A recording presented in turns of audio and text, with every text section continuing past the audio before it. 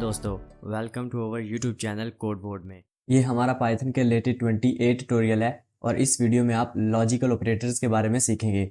यहाँ पर देखिए, इससे प्रीवियस वीडियो पे आपने इफ स्टेटमेंट के बारे में सीखा था और आपने सीखा था कि हम किस तरह से इफ स्टेटमेंट के साथ कंडीशंस का यूज़ करते हैं। बट उस वीडियो में आपने देखा था हम एक ही टाइम में एक ही कंडीशन का यूज़ कर रहे थे। अब हमारे पास रिक्वायरमेंट कुछ ऐसी है कि हम मल्टीपल कंडीशंस को चेक करवाना चाहते हैं। तो जब भी पाइथन के अंदर एक या फिर एक से ज़्यादा कंडीशंस को हम चेक करवाते हैं तो उसके लिए पाइथन के अंदर हम लॉजिकल ऑपरेटर्स का यूज़ करते हैं। अब हमारे पास लॉजिकल ऑपरेटर भी दो ही आंसर रिटर्न करता है, या तो हमें वो ट्रू रिटर्न करेगा या फिर हमें फॉल्स रिटर्न करेगा। अगर तो ये हमारे पास दोनों ही कंडीशन ट्रू हो जाती हैं तो हमारी स्टेटमेंट जो है वो रन कर जाएगी, और अगर हमारे पास ये दोनों ही कंडीशन फॉल्स हो जाती हैं तो हमारे पास ये स्टेटमेंट आउट हो जाएगी, ये रन नहीं करेगी। अभी हमारे पास ज़रूरी नहीं है कि हमारे पास दोनों कंडीशन ट्रू हो तभी स्टेटमेंट रन करे, ये हमारे डिपेंड करता है लॉजिकल ऑपरेटर्स पर। तो चलिए देखते हैं कि हमारे पास पाइथन में किस तरह के लॉजिकल ऑपरेटर्स आते हैं। यहाँ पर देखिए, आपको 3 लॉजिकल ऑपरेटर्स की एक लिस्ट हो रही है। यही वो मेन लॉजिकल ऑपरेटर्स हैं जो हम पाइथन में यूज़ करते हैं। यहाँ पर हमारे पास फर्स्ट लॉजिकल ऑपरेटर है लॉजिकल एंड ऑपरेटर। अब ये लॉजिकल एंड ऑपरेटर हम पाइथन में किस तरह से यूज़ करते हैं वो भी हम बाद में समझते हैं। यहाँ पर देखिए, आप इसी लॉजिकल एंड ऑपरेटर को यहाँ पर जस्ट एंड टाइप करके यूज़ कर सकते हैं। और उसके बाद आपके पास है लॉजिकल और ऑपरेटर। अब इसको भी जस्ट स्मॉल और लिख के यूज़ कर सकते हैं। और इसी तरह हमारे पास है लॉजिकल नॉट ऑपरेटर। तो चलिए हम एंड ऑपरेटर को समझते हैं कि हम किस तरह से पाइथन में एंड ऑपरेटर्स और नॉट ऑपरेटर को यूज़ करते हैं। यहाँ पर देखिए, यहाँ पर मैंने लॉजिकल एंड ऑपरेटर का एक सेंटेक्स लिया और यहाँ पर मैंने दो कंडीशन को लिया। आप यहाँ पर दो से ज़्यादा कंडीशन को भी ले सकते हैं, और मैंने दो कंडीशन के दरमियान में यहाँ पर एंड ऑपरेटर का यूज़ किया। अब यहाँ पर हमारे पास एंड ऑपरेटर वर्क किस तरह करेगा। अब अगर हमारे पास ये दोनों ही कंडीशन ट्रू होती हैं तो हमारे पास इफ स्टेटमेंट के अंदर लिखी स्टेटमेंट जो है वो प्रिंट हो जाएगी, और अगर हमारे पास ये दोनों कंडीशन में से एक कंडीशन भी फॉल्स होती है तो हमारे पास ये स्टेटमेंट रन नहीं होगी। और इसके अलावा अगर हमारे पास ये दोनों ही कंडीशन फॉल्स हो जाती हैं तब भी ये स्टेटमेंट हमारे पास रन नहीं होगी। इट्स मीन अगर हमारे पास ये दोनों ही कंडीशन ट्रू होती हैं तभी ये स्टेटमेंट हमारे पास रन होगी। और उसके बाद आप यहाँ पर इन कंडीशंस को ब्रैकेट में भी लिख सकते हैं और विदाउट ब्रैकेट भी लिख सकते हैं। तो वो हम प्रैक्टिकल में देखेंगे कि हम किस तरह से इनको ब्रैकेट में भी लिख सकते हैं और इनका यूज़ हम विदाउट ब्रैकेट भी कर सकते हैं। तो चलिए अब हम और ऑपरेटर के बारे में समझते हैं। यहाँ पर देखिए, यहाँ पर हमारे पास लॉजिकल और ऑपरेटर का सेंटेक्स है। यहाँ पर भी मैंने दो ही कंडीशन का यूज़ किया। आप यहाँ पर दो से ज़्यादा कंडीशंस का भी यूज़ कर सकते हैं, और मैंने इन दोनों कंडीशन के दरमियान में अपने और ऑपरेटर का यूज़ किया। अब ये हमारे पास और ऑपरेटर किस तरह वर्क करता है। अगर तो हमारे पास दोनों कंडीशन में से एक भी कंडीशन हमारे पास ट्रू हो जाती है तो हमारे पास हमारे इफ स्टेटमेंट के अंदर लिखी स्टेटमेंट जो है वो प्रिंट हो जाएगी। और अगर हमारे पास ये दोनों ही कंडीशन ट्रू हो जाती हैं तभी भी ये स्टेटमेंट हमारे पास रन हो जाएगी। अगर हमारे पास दोनों ही कंडीशन फॉल्स होती हैं तब ये हमारे पास स्टेटमेंट रन नहीं होगी। इट्स मीन हमारे पास अगर दोनों ही कंडीशन में से एक भी कंडीशन ट्रू होती है तो हमारे पास स्टेटमेंट रन हो जाएगी। तो चलिए अब हम नॉट ऑपरेटर के बारे में समझ लेते हैं। यहाँ पर देखिए, यहाँ पर हमारे पास लॉजिकल नॉट ऑपरेटर का एक सेंटेक्स है। मैंने यहाँ पर इफ और फिर नॉट ऑपरेटर का यूज़ किया और उसके बाद यहाँ पर मैंने कंडीशन लगाई। अब यहाँ पर मैंने सिंगल कंडीशन का यूज़ किया है। अब आप यहाँ पर मल्टीपल कंडीशन का भी यूज़ कर सकते हैं। जैसा कि आप जानते हैं किसी भी कंडीशन के दो ही आंसर होते हैं, या तो वो हमारे पास ट्रू होती है या फिर हमारे पास फॉल्स। अब ये लॉजिकल नॉट ऑपरेटर हमारे पास वर्क कैसे करता है। अगर तो हमारे पास कंडीशन होती है ट्रू तो हमारा लॉजिकल नॉट ऑपरेटर हमें रिटर्न करेगा फॉल्स, और अगर हमारे पास ये कंडीशन होती है फॉल्स तो हमारा लॉजिकल ऑपरेटर हमें ट्रू रिटर्न करेगा, यानी कि ये हमें उल्ट रिटर्न करेगा। अगर तो हमारे पास हुई ट्रू तो ये हमें फॉल्स रिटर्न करेगा, और अगर हमारे पास आता है फॉल्स तो ये हमें ट्रू रिटर्न करेगा। तो चलिए अब हम प्रैक्टिकली देखते हैं कि हम किस तरह से पाइथन में इन सभी लॉजिकल ऑपरेटर्स को यूज़ कर सकते हैं। यहाँ पर देखिए, मैंने एक एज नाम का वेरिएबल क्रिएट किया है और उसके अंदर स्टोर करवा दिया है 20। अब यहाँ पर हम एक कंडीशन बनाएंगे। वो कंडीशन क्या होगी कि हमारे पास जो यूज़र की एज है वो ग्रेटर देन होनी चाहिए 18 से, और उसके बाद वो लेस देन होनी चाहिए 21 से। तो उसके लिए यहाँ पर मैं इफ का यूज़ करूँगा और उसके बाद अपने वेरिएबल का नेम एज, और यहाँ पर मैं यूज़ करूँगा ग्रेटर देन और उसके साथ इक्वल टू, और यहाँ पर मैं यूज़ करूँगा 18।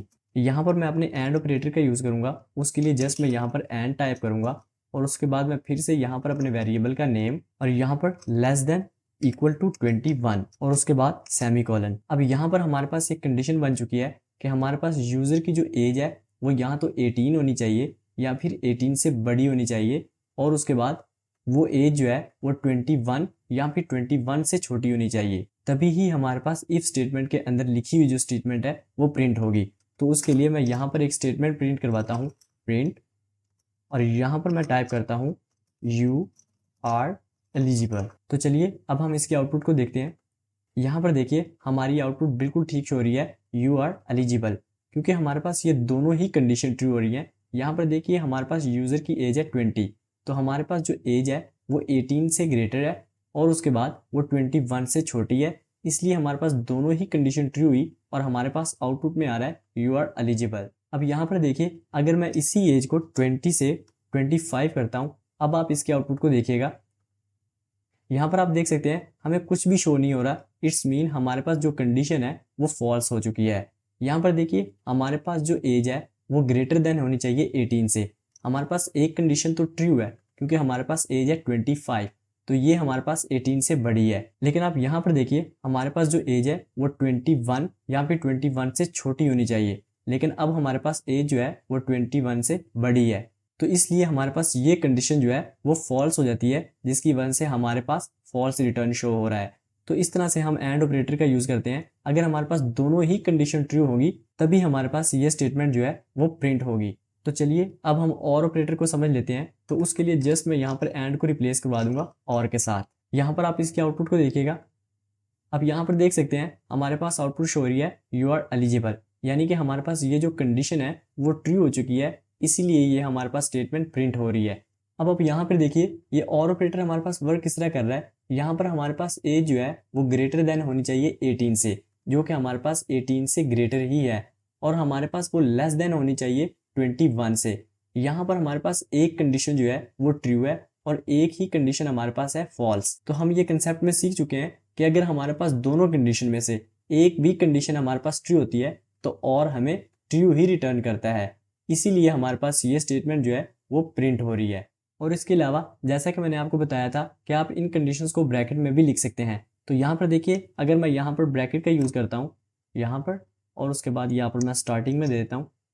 अब आप यहाँ पर आउटपुट को देखिएगा तो आप देख सकते हैं हमारी आउटपुट पे कुछ भी फर्क नहीं पड़ा।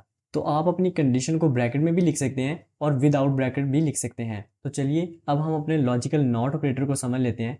तो उसके लिए जस्ट मैं इस कंडीशन को रिमूव कर दूंगा और यहाँ पर मैं सिंगल ही कंडीशन को ले लेता हूँ और इफ़ के साथ यहाँ पर मैं अपने नॉट ऑपरेटर का यूज़ करूँगा। अब ये हमारे पास नॉट ऑपरेटर वर्क किस तरह करेगा, ये हमारे पास ट्रू वैल्यू को फॉल्स रिटर्न करेगा और फॉल्स को हमारे पास ट्रू रिटर्न करेगा। तो चलिए अब हम इसके आउटपुट को देखते हैं। यहाँ पर देखिए ये हमें कुछ भी रिटर्न नहीं कर रहा, इट्स मीन हमारे पास ये जो कंडीशन है वो ट्रू है, इसीलिए हमारे पास नॉट ऑपरेटर जो है वो हमें फॉल्स रिटर्न कर रहा है। और अगर मैं यहाँ पर 25 को रिप्लेस करवा देता हूँ यहाँ पर 17 के साथ, अब आप इसके आउटपुट को देखिएगा। यहाँ पर आप देख पा रहे हैं हमारे पास आउटपुट में शो हो रहा है you are eligible, it's mean हमारे पास ये जो कंडीशन है वो फॉल्स हो चुकी है, बट ये हमें फॉल्स को ट्रू में रिटर्न कर रहा है। तो इस तरह से ही हम अपने नॉट ऑपरेटर का यूज़ करते हैं। यहाँ पर आपने एक बात का ख्याल रखना है, यहाँ पर एज को मैंने खुद से सेट किया है, आप यहाँ पर कोई भी नंबर यूज़र से भी एंटर करवा सकते हैं और आप ये सभी लॉजिकल ऑपरेटर यूज़र की वैल्यू पे परफॉर्म कर सकते हैं। यहाँ पर आपके पास एक छोटा सा क्विज़ है। इस क्विज़ में आपने करना क्या है कि आपने यूज़र से उसकी एज को एंटर करवाना है और उसके आपने ड्राइविंग लाइसेंस को चेक करवाना है। अगर तो यूज़र की जो एज है वो ग्रेटर देन है 18 से, तो आपने प्रिंट करवाना है you are eligible to drive, और अगर हमारे पास यूज़र की जो एज है वो अगर लेस देन है 18 से, तो आपने प्रिंट करवाना है you are not eligible to drive. यहाँ पर आपने इनपुट फंक्शन का यूज़ करना है और उसके बाद आपने यहाँ पर स्ट्रिंग फॉर्मेटिंग का भी यूज़ करना है, और इसी ही क्विज़ के ऊपर आप अपने और ऑपरेटर और नॉट ऑपरेटर को भी परफॉर्म करेंगे। होप सो आपको ये वीडियो ट्यूटोरियल अच्छा लगा होगा। अगर अच्छा लगा होगा तो हमारी वीडियो को लाइक करना मत भूलें। अगर आप इसी तरह रेगुलर अपडेट चाहते हैं तो हमारे चैनल कोड वर्ड को सब्सक्राइब करना मत भूलें।